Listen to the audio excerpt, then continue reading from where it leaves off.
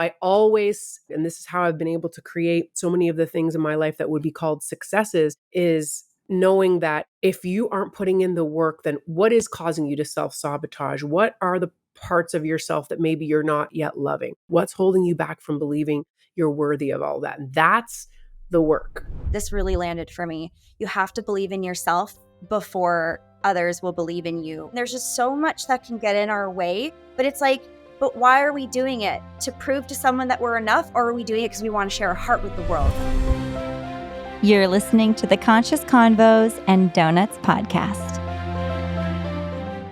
Hello, and welcome to Conscious Convos and Donuts. My name is Michelle Argres, and I'm here with this episode with a very good friend of mine. I'm so thrilled to be here with you, Samora Smallwood, who is an award-winning actress, a producer, a writer, an advocate, who also is the founder of Hold One Entertainment and the Actors Work Studio. So you are a woman of so many things, but most importantly, Samora, you are a woman who walks and moves with purpose. And this is what really got me excited to jump onto this podcast with you and to check in too. It's been a minute since we've gotten to catch up, and I see so many beautiful things that you're doing out there in the world. And I just think that it's never about what we're doing. It's about why we're doing it. And I just want to pull all of that out from you and just hear about your story, about you, so we can share that with everyone that's listening.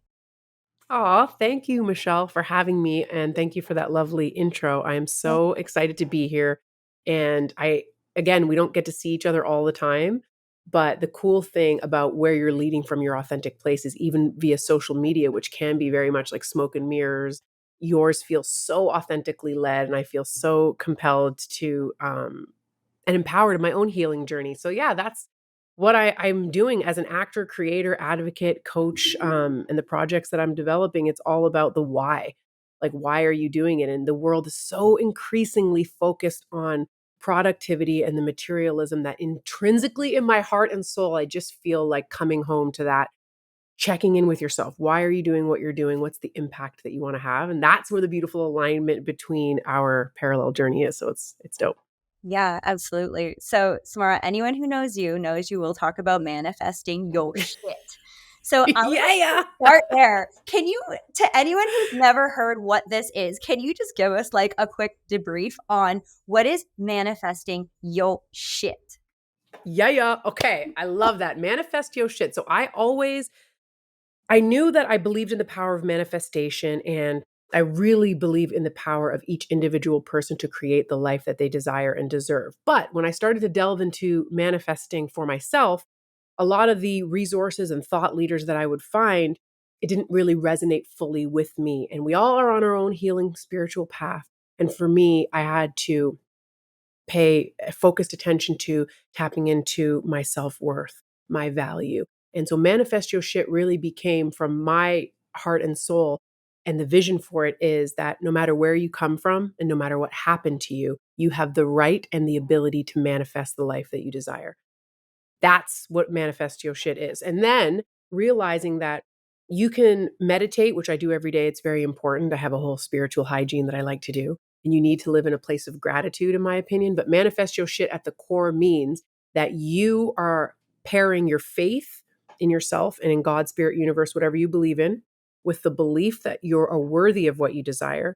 And then you're doing the work as well. So all of those things kind of play in. And if I had to explain it in like a simple way, it's like you're driving along the road and you see someone whose car is broken down and they're just like waving to you and they want your help. And right away, me and my true crime brain, I'm thinking like, is that a killer? Is that someone who's trying to like trick me into getting in their car? Versus this past winter, I was driving and this couple was trying to push their car off the side of the road out of the snow. This is a Canadian story, obviously. Yeah, sounds And very Canadian. I pull over. Yeah, I pull over to help them. And then all these other people started pulling over to help them. And that's when it really doubly clicked into me that when you start to help yourself and you believe in your ability to get your car out of the snow, the universe, God, spirit, whatever you believe in, will put things in your path to make it happen. That's actually what I think is the true core of manifestation. And so for me, what resonates with it is that you have to show up every day and do that work on yourself that you do while no one's looking. and no Yeah. one is checking in and there's no external validation necessary. So that is my not so brief answer to I what love it. manifest your shit I is. absolutely love the belief component because in order to believe in yourself, you have to trust that you are enough. There's a trust and a lean in to go, okay, can I try this? Like, can I trust myself enough to try this? And do I believe in myself enough to know that it's going to play out? It's not an if, it's a when. And just, I love the word delusional. I think we might have talked about this before, or you might have seen me write about it. But when we are delusional, there's an unwavering belief within ourselves that anything is possible. And despite what anyone else says, you still can do it. And if I let belief get in my way, there's no way I would be in LA right now, because when I tried to get over here, they told me I didn't have enough credits to even try to get a visa. And I was like, oh, watch me. And then I just was like, had They didn't to know just you. They make it work. definitely didn't know you.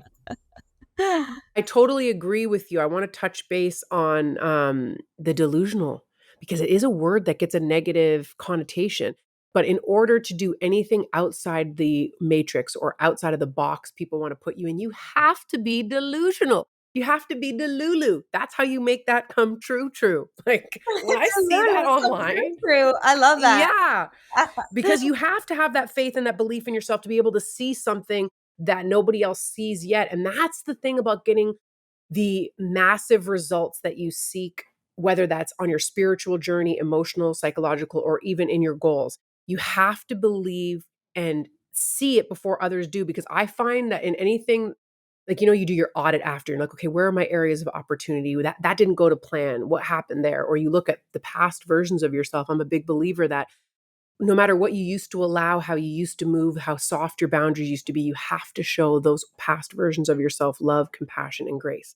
So when you look back on that stuff, a lot of the times it's when you weren't putting in that work to pair with the belief, because maybe the belief was not fully in place. So I've really learned, and this is how I've been able to create so many of the things in my life that would be called successes, is knowing that if you aren't putting in the work, then what is causing you to self-sabotage? What are the parts of yourself that maybe you're not like, and I always get emotional when I talk about this, but like, what parts of yourself are you not yet loving? What parts of yourself do you not yet believe are worthy? What's holding you back from believing you're worthy of all that? And that's the work. Yeah. That's the work that you have to be able to do. I really love how you said this really landed for me. You have to believe in yourself before others will believe in you, or and not waiting for others to believe in you in order to believe in yourself. That's huge. That's so huge. And as actresses too, man, does it ever take a lot of belief, because we're up against rejection. The world is rejection. So you have to like really get comfortable with just solid no's 99% of the time.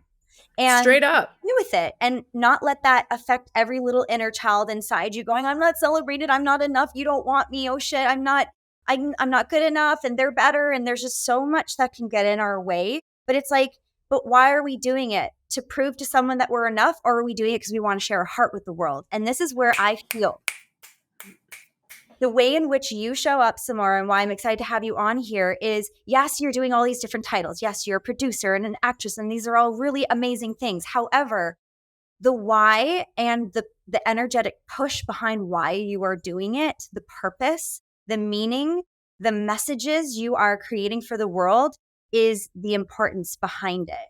I would love to hear more from Oh, you thank you. around, I would love to hear more from you around how do you know how to tap into your heart versus your head when Ooh. you've been preparing for a role, or when you're in the room and our nervous systems are completely hijacked, which I'd love to get into in a minute. How do we just like let go of the mind chatter and really jump into Yeah. the body? What do you do? Yeah. That is really tough. That's an ongoing journey. And I just admire so much the people. I've heard there are people who don't have to do that spiritual hygiene and show up for themselves. But for me, I'm just be transparent. It's a daily practice. And it's the neural pathway work. Like Oprah Winfrey has this amazing book called What Happened to You.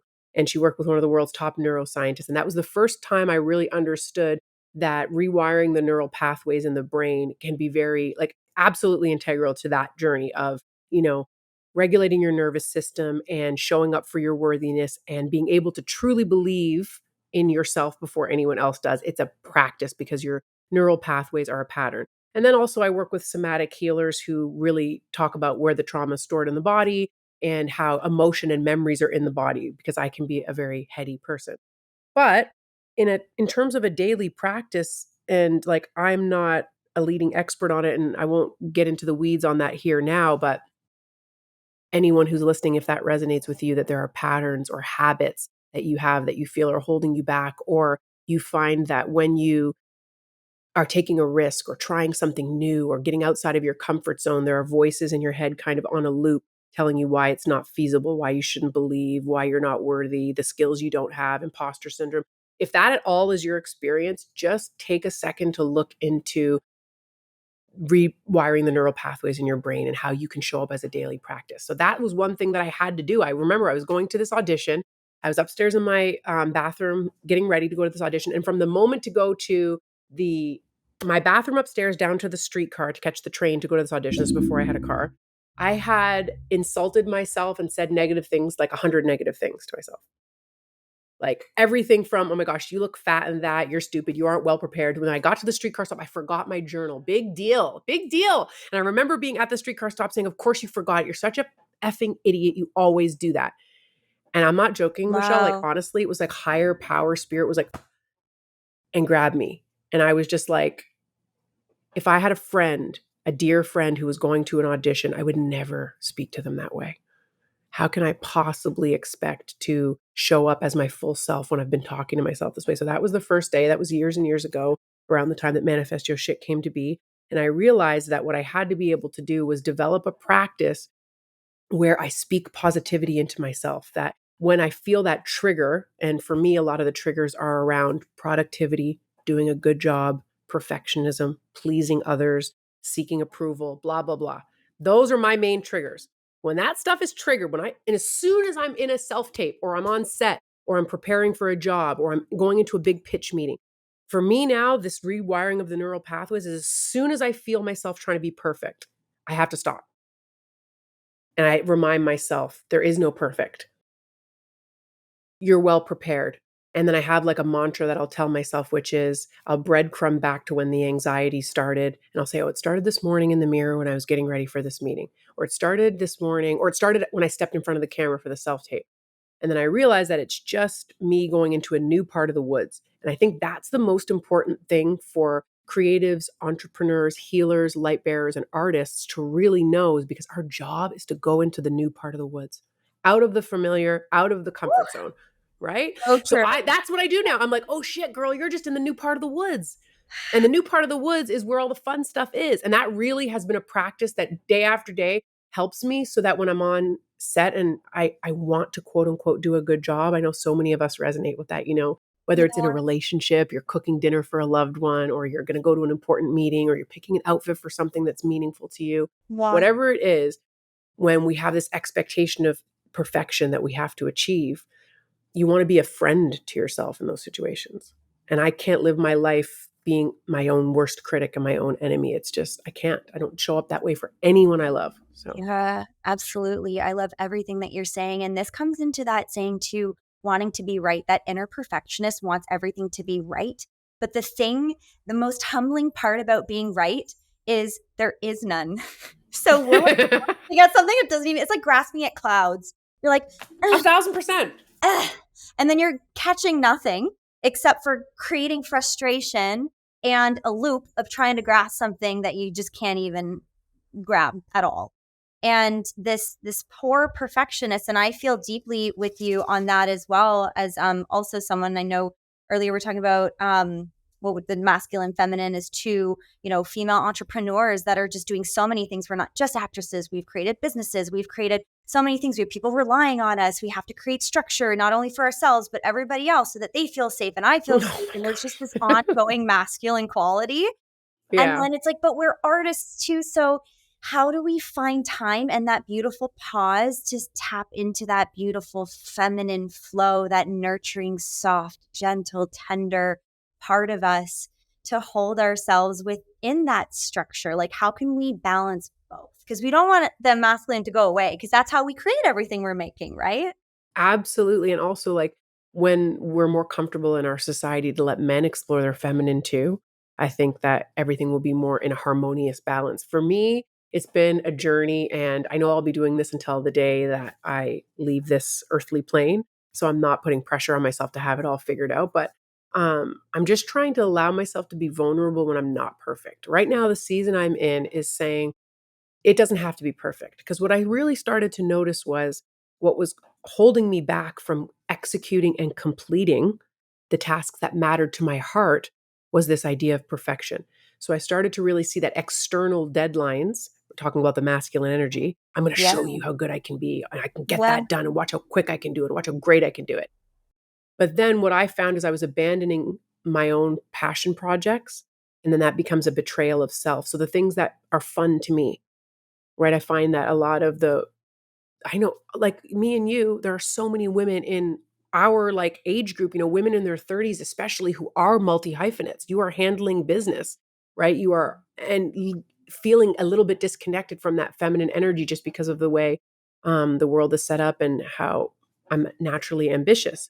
But coming back to being able to say, I want to leave time for the things that bring me joy. I want to rest. I want to prioritize things that would seem quote unquote frivolous, like my gratitude practice, meditation, prayer, any of that. But leading with softness and tenderness, I think being feminine for me doesn't just mean, not creating, but it means nurturing. So now when I'm creating, say, my projects, I have a feature film and a series in development, and there's now teams of people involved in it. So when you talk about managing and showing up for people, I don't expect perfection from myself. I now can share scripts and share ideas that I don't hold them so close to my chest. I don't need them to be perfect. And I think that allows other people not to be perfect as well. And just doing our best, but trying to figure yep. all of that out because it's hard. I'll be honest with you, it is hard to find that balance when you've worked so long to be the kind of person who is so hyper productive.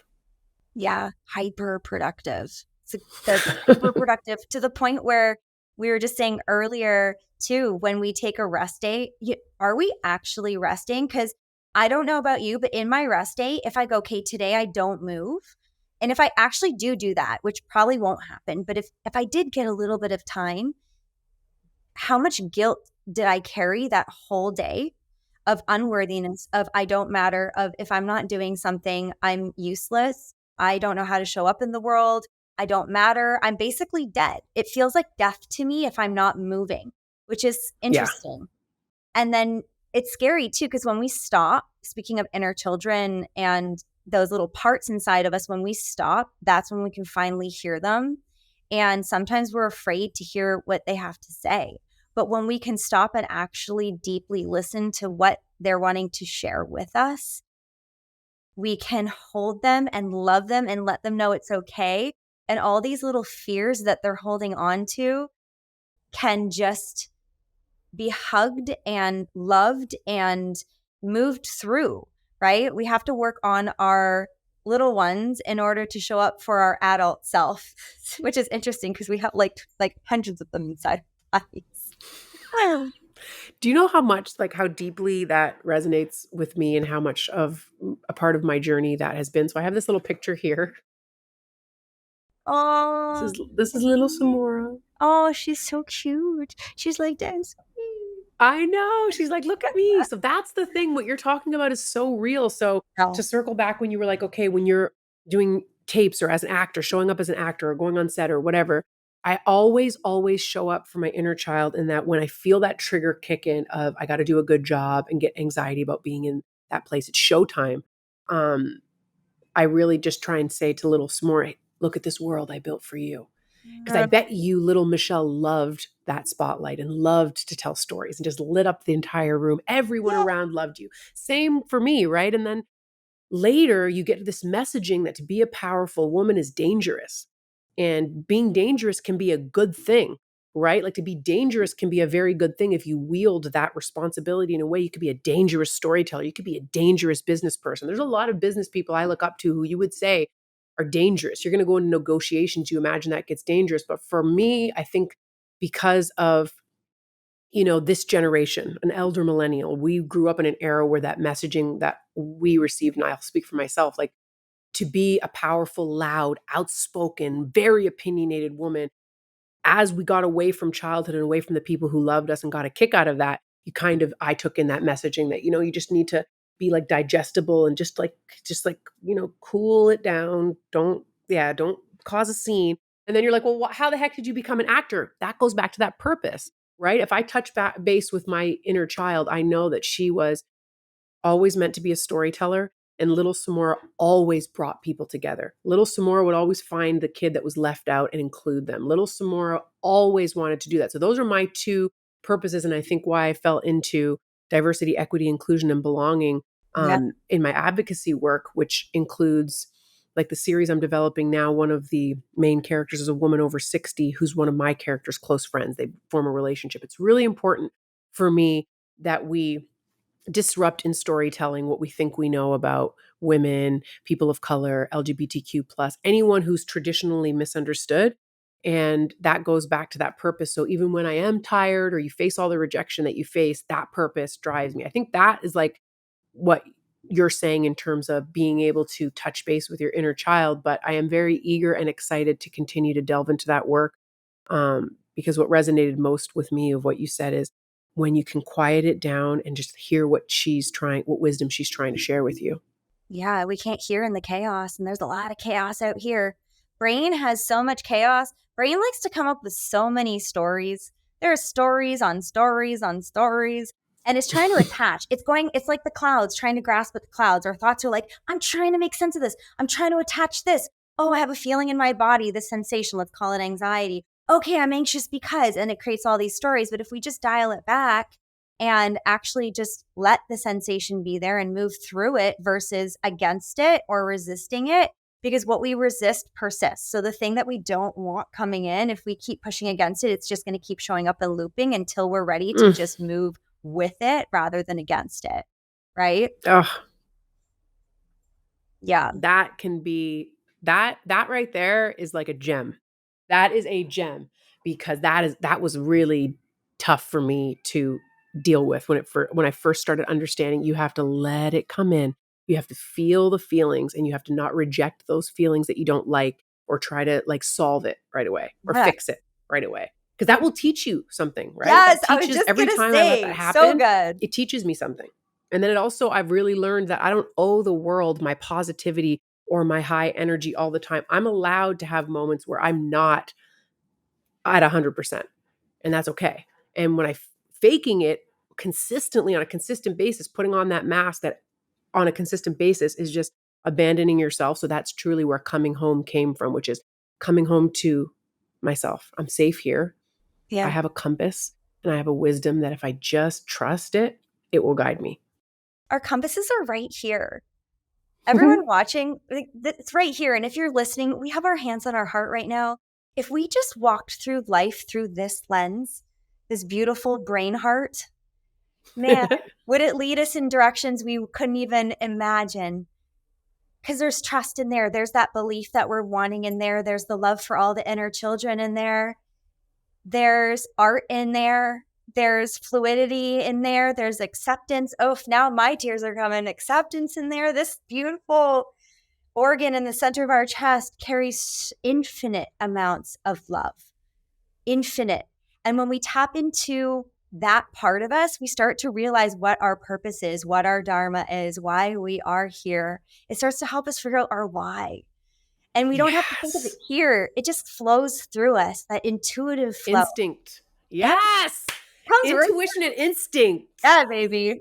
So good. That's a beautiful thing. Yeah. That's So when you can get beautiful. guided and find that as a recovering people pleaser, as a recovering perfectionist, as a recovering approval seeker, the more you tap into that trust from your heart and your love that you're talking about, the more your intuition, which God, spirit, universe gave us, which we've had for a millennia, gets so fine tuned that I can now trust my yeses and my nos.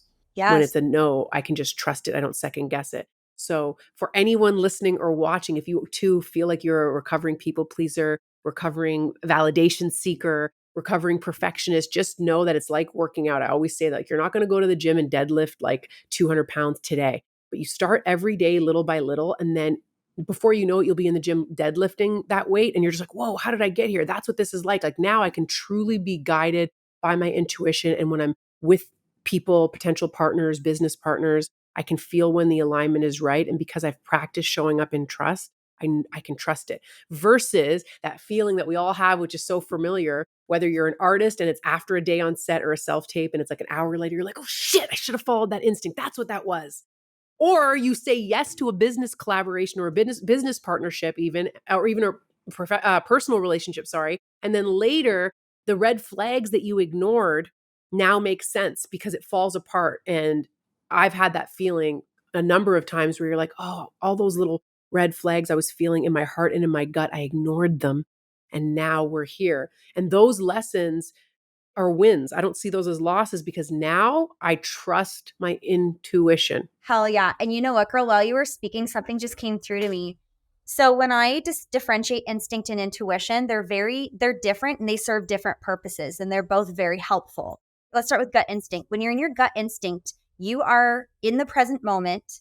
There's a sensation in your body. So there's an attachment that we're using our past to make an educated guess for the future. And it's attached to our body. So, and what just came through is, so gut instinct is a signal. It's a signal. It's a present signal that helps us navigate.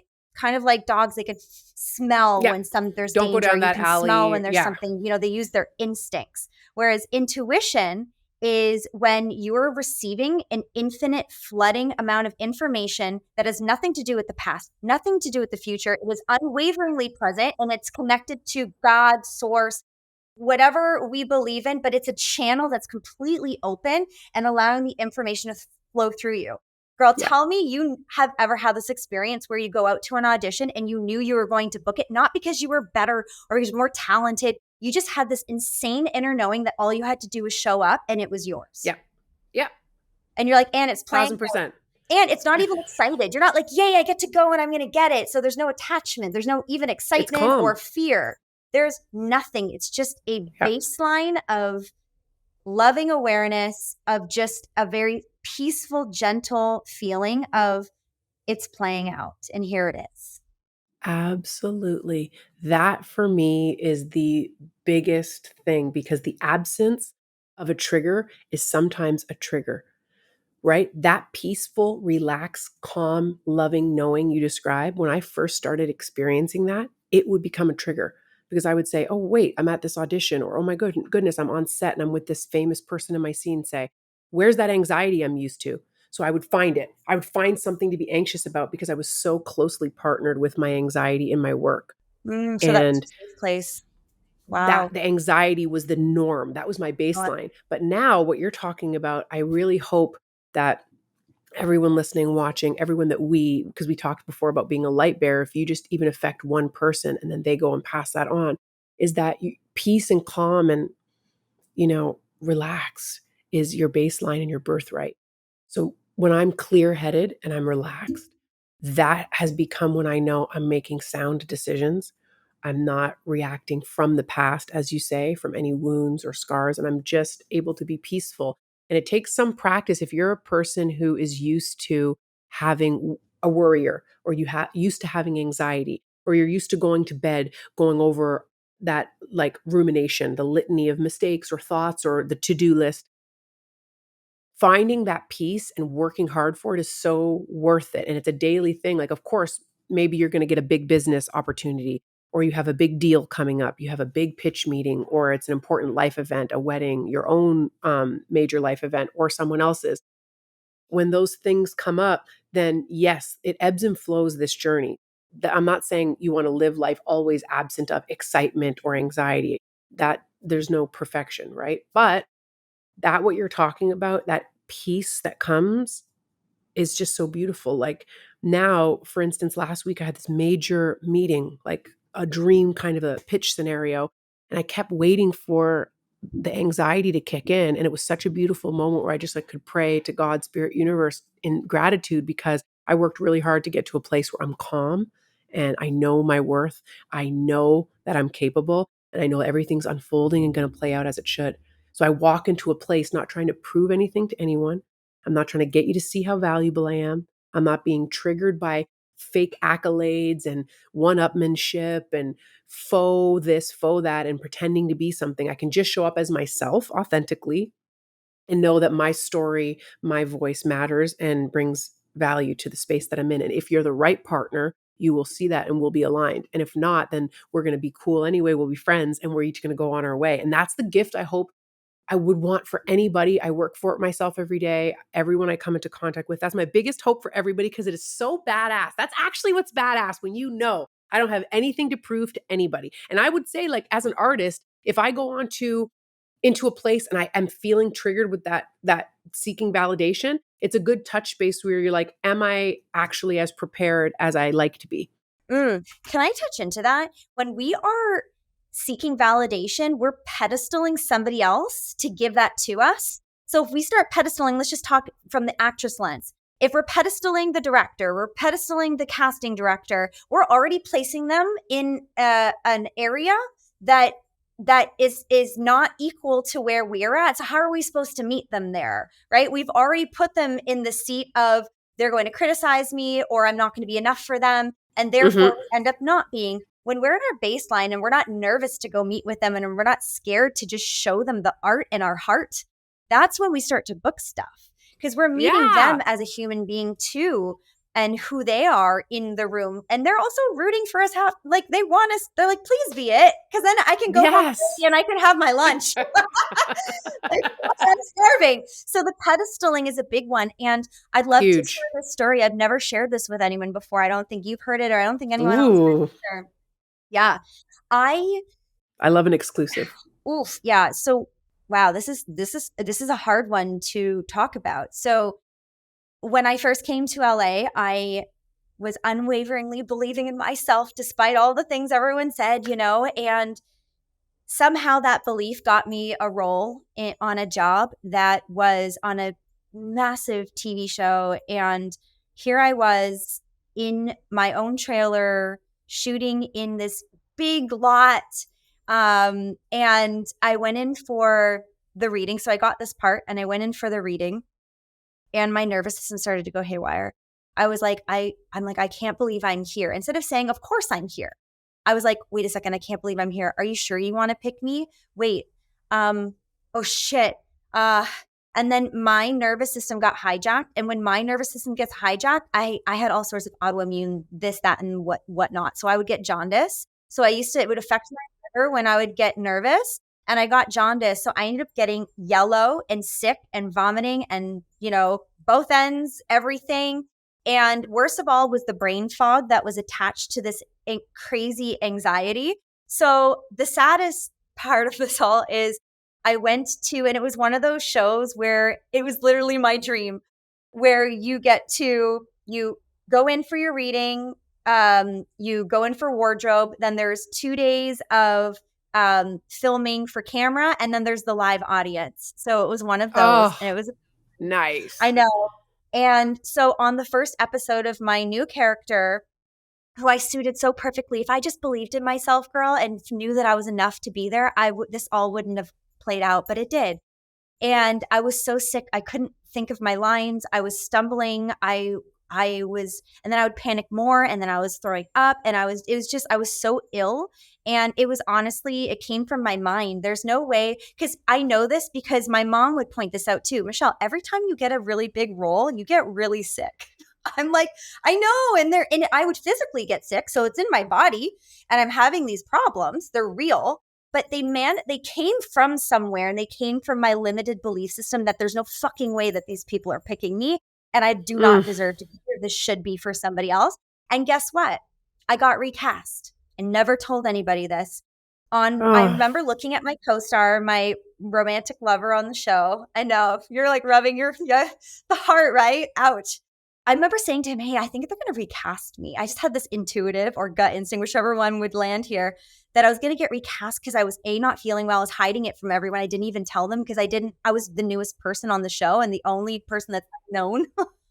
So I had no room to make any mistakes or even say that I was sick, even though I probably could have, but that was the belief system I had. I can't even let them know that I don't feel well. Fast forward, at the end of the day, the director pulled me to the side and he's like, Michelle, I absolutely love my job, but this is the hardest thing that I have to do. And he's like, we do need to let you go. And we have another girl that's already here. So the girl was already there, like starting. So as he was talking to me, she was already on the set, filling in. I was like, oh my God, my dream Why did they do role. it like what? It was my dream role, girl, my dream role, but they had to move quickly, right? There was no Yeah, time. that's I how it get it. is. Yeah, that's how it is. And quite frankly, if I was in the producing seat and I saw an Oh. actress show up and she was just, I didn't know what was going on, but I just knew like whether it was anxiety or whether she wasn't ready or whatever the reasoning is, it was just not going as quickly as our production's going. So we just can't have that. Like we can't, time is money and she's going to Mhm. cost us, right? Like that's really what comes down to sometimes, which is sad because we don't have a chance to be like, excuse me, can I go nurture my nervous system? I'll be right back. Right? Like, we don't have time. No way, girl. I We wish don't have they did do time. that. I wish they did do that. It would be really freaking nice. So just to dial that back, I would love to talk to you a little bit about, and maybe for any actors listening, and this could go for anyone if you have an interview or, anyone who's just dealing with anxiety and having that hijacked nervous system. Mhm. What could we do? Like, what are some tools to provide? Because what sucks is there are some amazing actors, amazing, but because they have a hijacked nervous system, when they have their 2 minutes to showcase all their preparation, they won't get the part despite them being utterly insanely talented.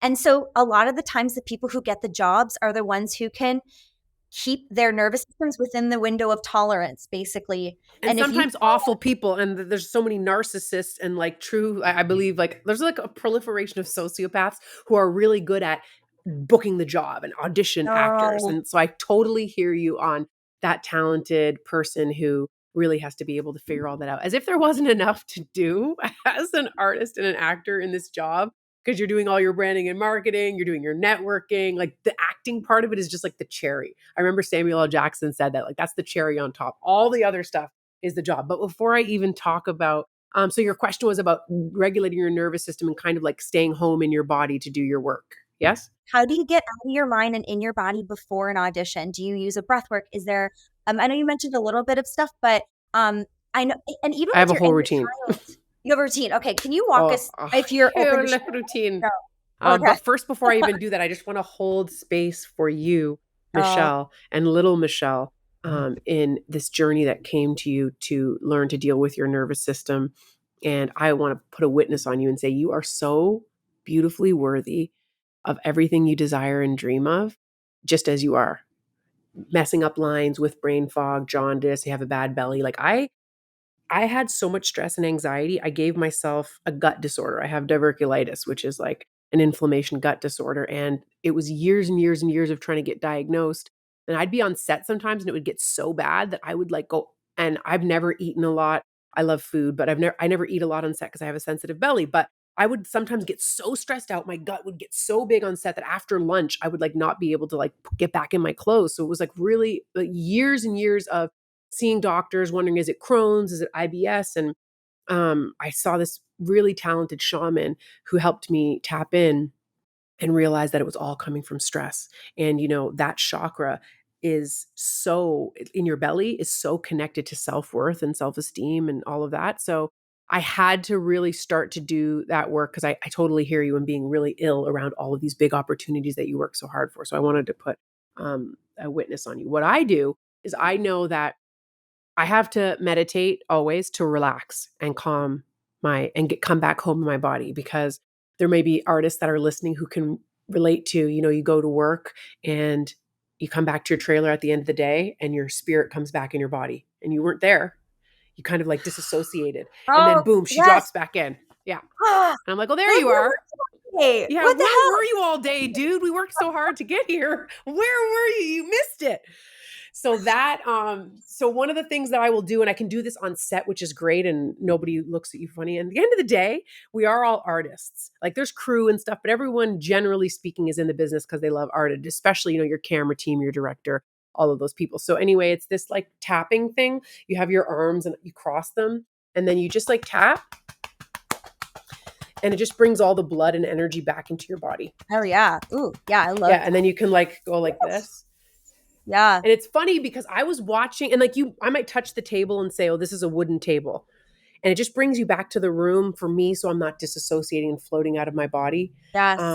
Totally Because, hear that. fight or flight is so real, right? But when you're on a job as an actor, I can't leave. So sometimes you might have had that feeling where you physically can't leave the place that you're at. So your spirit, will leave, you'll disassociate. So that tapping, this somatic healer, helped me with that. And then it's funny because I was watching Actors on Actors with Timothy Chalamet, and he was discussing his process, and he was describing this.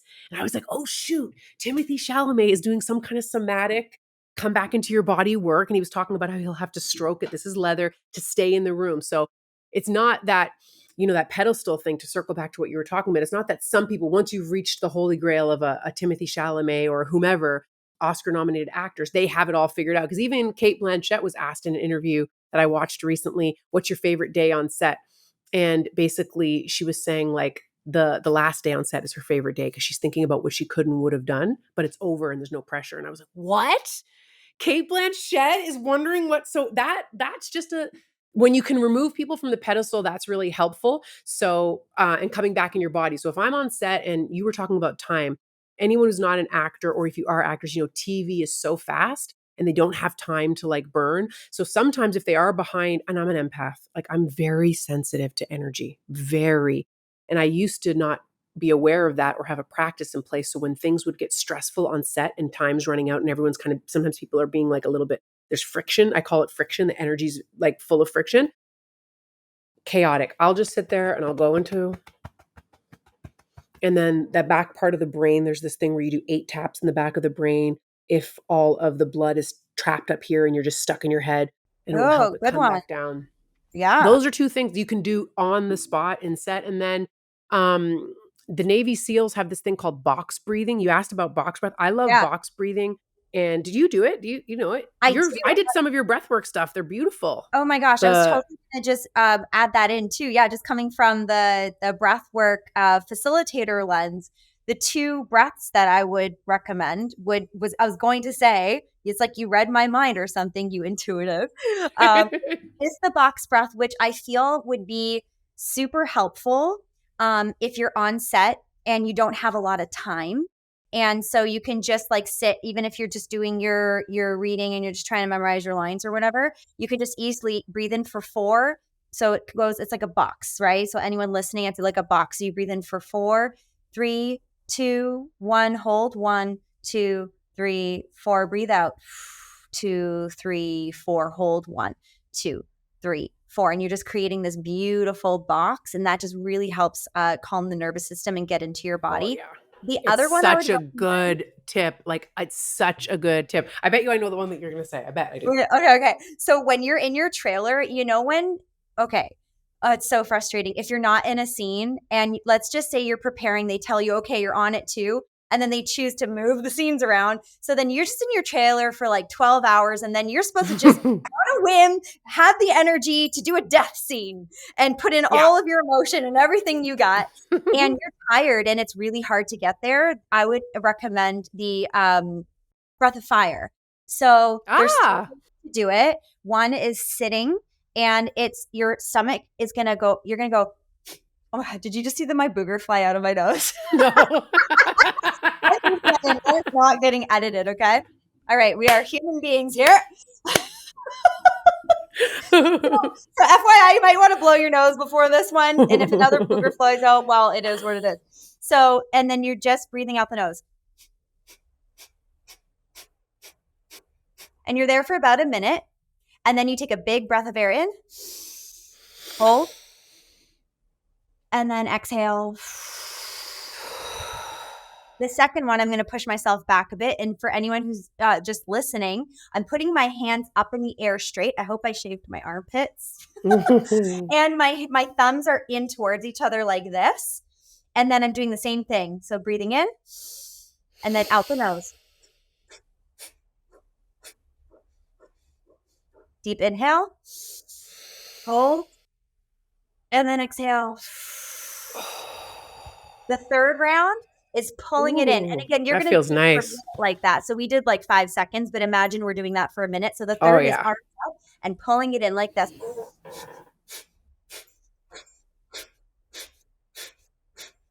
That feels nice. Putting That's it out. perfect for when you're on set and it's like, I've been sitting there for 5 hours. Now it's my time to go in there and like be like charming. Yes. And it's like a cup of coffee. And we know that we can't go past a certain amount of coffees because then we start getting No. dehydrated as actresses. And then all It's of a really sudden bad. we have like white tongue and then we can't even say our words anymore. So we're You like, can't say your lines and you won't sleep. no, and you're going to have to pee because you have to drink water to try to compensate for white tongue. Yeah. And then you can't pee when you're on set, especially if you're the lead of one of those rom-coms, because you don't get to rest. You have to execute. No peeing allowed. You have 15 pages for today. Yeah.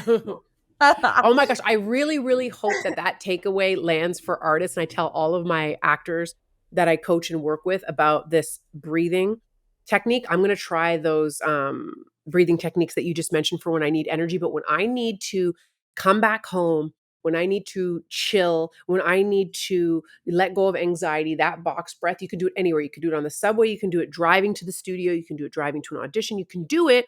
Someone can be freaking out on set. When you're talking about when they're setting up, that's often when I'll do it, right? Because a lot of the times you'll work with very generous actors, but then sometimes you'll work with other actors who very much are just like, and especially when you're talking about times get moved around, it's right before lunch. Everyone needs you to be a professional and get this done. And when I'm feeling that anxiety, I'll just sit there and do that breathing. So that's one way that I'm able to really show up for myself. And then I always do a visualization.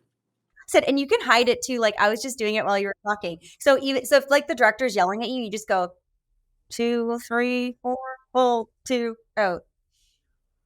Like, you know what I mean? Like Literally. And just watch the difference in, if you ever want, okay, I challenge you this. The next time any artist watching this, whether you're a musician, you're going on stage, open mic, spoken word poetry, or you're an actor and you're going to go and do your self-tape, do a take. And when you feel yourself trying to get it right, or you feel anxiety, and it's tough, we all want to book the job and you're not in the room, so you're not getting feedback. As soon as you feel that feeling, try to do that box breath for 60 seconds, like Michelle said, in for 4, hold at the top for 4, exhale for 4, hold at the bottom for 4, and just creating that box in your mind. Navy SEALs literally do it because their job is so stressful. Wow. Do that the next time you're feeling stressed in your self-tape studio, and then watch the take you did after you did the breath. That will be all of the proof you'll need that it's worth it, because you're so much more present. I'm so much more present, and I do not have that. Like, I've worked so hard, I don't want to rip myself off, and disassociate. So you're present in your body. And I like to do a visualization meditation that I'm leaving set for the day, or I'm leaving my self-tape and I'm happy, I'm proud of the work that I did. And that's a lot. That's the routines that I usually do in terms of staying present. It's meditation, breath work, and being gentle with myself about perfection. And then, of course, the key component of manifest your shit, the work ethic piece, is being well prepared. And I'm the kind of actor who likes to rehearse, and the budgets aren't what they used to be. And especially in TV versus film, you don't rehearse as much. So I like to rehearse. I don't plan what I'm going to do. But by rehearse, I mean, I want to know that I can do it fast. I want to know that I'm in command of it. So for me, the key distinction between control and command: when you're in control, nothing spontaneous is happening. When I'm in control, there's no room for that divine intuition to come in. Like you were saying, sometimes you're in a scene and just suddenly you're like, oh, different way to do it. When I'm controlling, it's 5 takes the same in a row. When I'm in command, that means I know my dialogue, I know my lines, I know what my character needs from that other person, I know what I'm trying to get, blah, blah, blah, all that stuff, so that I can move it and switch it on a dime. For example, a director might come up to you and say, Samora, the middle part of that monologue when you're talking about your son, can you really lean into the emotion of that? The older version of me would automatically go to, all my takes have sucked. I'm shit. I don't deserve to be here. the director hates the work I'm doing, and then boom, I get into a control freak, which is tight. It's not attractive, relaxed energy. Now what I'll do is right away, I'll ask the first AD, can I grab some sides? And I'm able to have command of it and look at it and say, okay, here's the part. What am I going to do there? I'm going to maybe slow that down 20%. And I'm just in my body versus stuff happening to me. And that's what is the best feeling of being able to, heal your nervous system and be present and not react to your triggers. So I call it like a trigger hangover. Yeah. Something happens and then later Yeah. you're like, oh, I behaved in a way I said I wasn't going to anymore. Yeah. Or I didn't let myself The have fun perfectionist is today. mad at the perfectionist. It's like, Yeah. I'm pissed that you're here. And then it's like, Yeah. it's an ongoing thing. It's such a crazy loop. But yeah. So that's like the stuff that I do. And every actor, and then like singing in your trailer, anything I can stay in the childlike play space. So if you're on a job for a while, like The Way Home on Hallmark, we're going back for season 3, I'll have like exercise bands in my trailer so that you're staying in your body, anything to stay in your body and for me to stay out of my head. And singing, anything that you can do as a human being to stay present and joyful, I think is important. And it's a thing for me. Like you asked, I probably got a longer answer than you wanted, but I am that girl who I've got to do that work. I'm in for it. And I love this word presence that you've mentioned various times throughout all of these beautiful explanations. When we're in our pure presence, it's an absolute gift. It's a gift not only to ourselves for being in our pure presence, because it feels so much better in our bodies. It's a gift to every person you get to interact with. It's a gift to our planet. It's such a gift to be in that space. In knowing that this is a gift, like you'd hope that it would make it easier for us to let go of all the limited beliefs. But truly, if you're listening, if you can tap into who you are and allow yourself to be in your pure presence, you're gifting the world with your magic, your most intuitive space. Your heart is so present in that space. And that's the work that becomes magnetic and palpable. And that's when the world really feels you, like feels you, not sees you, feels you. We see a lot of shit, but do we feel it? And that's what we Yeah. need to do as artists, right? It's diving out of the outside and going inward. And that's why some people, you just watch them and you're like, wow. And they're wow because they're not making it about them. They're making it about everybody else. And that was a humbling moment for me even in my acting practice. I used to be so scared. I'm like, wow, you just made it all about you, girl. Am I enough? Am I looking okay? Do I know my lines? And it was me, my. And then when I got into the rom-coms where like you don't have time, you have to just be on it. The easiest thing I could do is just make it about everybody else but me. And then suddenly, if I care about my actor in the scene, truly, genuinely care, I don't have to worry about my line. My pure Ah, presence will take me to the next line. If I'm not in my pure 1,000%. yeah, I will forget. And then I forget my line and I'm like, line, fuck. Yeah. I'm like, it's about me That's again. actually a major acting gem. That's Yeah. what the gift of it is like Yeah. when you realize that all of that stuff is kind of just another version of navel gazing where you are making it about yourself and you're just making it harder than it needs to be. Yeah. That is such a beautiful part of the presence journey. You could call it a presence journey because a lot of us go through life on autopilot and we're not present. But when you're there and you make it about the other actor, even if you're just noticing the other actor and not just listening and hearing, that what you just said is the between the difference of like, you're being seen versus you're being felt and you're magnetic. It is you are a gift when you're present. And that's so the season that I'm in of knowing that manifesting your life's desire or even painting the picture of the life that you want to create, because I believe you're co-creating with the universe, right? Um, to be able to do that, you have to be able to be who you are in that moment and know that that's the gift that you give yourself and to give others. And it's the only thing people haven't seen. I think that's why I truly believe that's why we love children so much, right? And we love to watch them. They're so unabashedly themselves and there's nobody like them. They don't care if they mess up. And if we can just get and they're present fully. Whatever they're doing, it's the only job. I was just with my nephew and it was so funny how He was just, we were playing, we were on the run from monsters, and he knew what the monsters looked like, and he was so committed. I was looking at this guy, my heart was so full of joy. He's only 4, and he was like, he's coming to you. Look at his big nails. And he was so in it. And he didn't care that it was silly. And he knew, we obviously both knew there was no real huge monster there. But that kind of joyful presence is a gift, because he's a gift in that moment to me. He reminds me of what it's like to be a child and be in that presence of pure joy. So that is such a good lesson. And that's the payoff of all the work that you do. And you're just like, oh my gosh, I'm doing more meditation and more breath work. And I'm going to listen to that other podcast about empowerment, healing, and following my purpose. And to me, that's the joy I get every day. It doesn't actually feel like work, because being able to do that and be with someone and say, holy crap, I was just totally 100% myself, and it's being received well. Wow. Of course. People are cool with it. I don't have to pretend to be somebody else, and it's okay. This is weird. Yeah. Yeah. And so transformational, so beautiful. Like you said, just a gift. So, Samora, I could talk to you for hours. I would love to do another one with you if you're open to it. Let's do it. I just so much loved fun. it. I did. I felt your heart. It's so funny because Samora's in Canada, right? Canada, right? Are you in Canada right now? Yeah. And I'm in the US, and it's like, even just from this computer screen, I can feel your heart. It's like emanating, giving and receiving from mine. And it just creates this. Thank you. You too. Yeah. This vulnerability. And yeah, thank you for sharing some of your stories, some of your difficulties. There's so much more I would love to dive into. So yeah, I have one. Round 2. Hell yeah, round 2, baby. I have one last question for every episode. It's a very serious question, so get ready for it. You're like, oh God, Michelle, my perfectionist, you did not send me this question before I got on. What the hell? Did I intuitively just hear you right now? No, that's not what I was thinking. So if you were a donut, of course, this is called Conscious Convos and Donuts to make it light and playful. Which one would you be and why?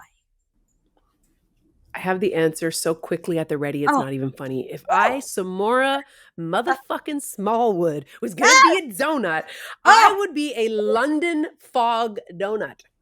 Ooh. A London fog donut. Why? Because it is a twist on a classic. You aren't expecting it, but it hits so simplistically. Oof. There's no filling. It's just a London fog glaze. It's unique. It's that's my favorite. That's the donut I would be. London fog donut. Has somebody asked you this question before, or did that just flow right through you? Just flowed right through me. Oh, no one has ever asked me. That is the donut I would be, lady. And Samora, before we jump off, if anyone wanted to watch anything or follow you, is there any Instagram handles or anything you'd like to share with us? Yes, I have an acting studio where we drop gems. We have free webinars. We have a free webinar with the casting director of The Boys, Gen V, that is coming up July 24th. So follow the Actors Work Studio on Instagram. My personal page is @SamoraGloria, where I share empowering messages. I really do believe in supporting each other on our journey and putting light out into the world. And then if you want to check out some of my acting work, Hallmark's The Way Home.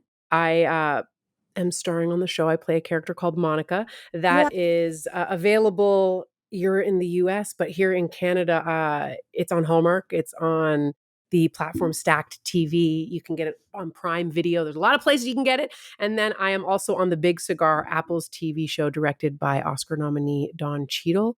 And there's a lot of projects coming out, but what I'm most excited about is the slate of TV and film projects that I am developing with Hold One Entertainment, because it speaks to that purpose we were talking about, right? So I'm very excited. Thank you for allowing me to plug. It's always awkward. My back is sweating.